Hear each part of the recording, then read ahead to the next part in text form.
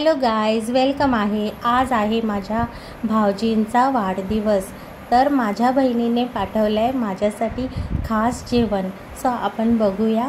हे आहे कटाची आमटी।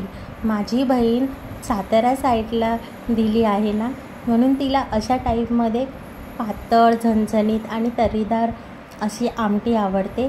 त्यासोबत मला पांढरं शुभ्र असा भातसुद्धा दिला आहे छान।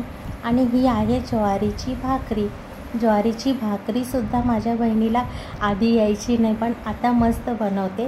ॲक्च्युली तिने गरम गरम बनवली आणि एकावर एक ठेवून दिली, म्हणून ती थोडी तुटत होती। आणि त्यासोबत आहे अळूवडी बनवल्या तिने। अळूवडी इतकी पण तिला जमत नाही, पण खूप छान बनवते टेस्टीला। आणि त्यासोबत आहे सगळ्यात खास पदार्थ म्हणजे पुरणपोळी। ही आहे पुरणपोळी। लग्नाच्या आधी कसं ना मित्रांनो, कुणाला काहीच जमत नाही जेवणामध्ये बनवायला, आणि लग्नानंतर सगळं शिकावं लागतं।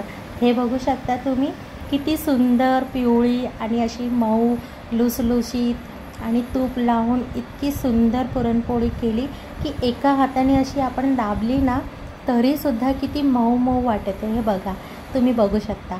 त्यासोबत आहे शेपूची भाजी। भरपूर असं छान असं कांदा लसूण घालून केलेली शेपूची भाजी। चला या मग जेवायला। Bye bye.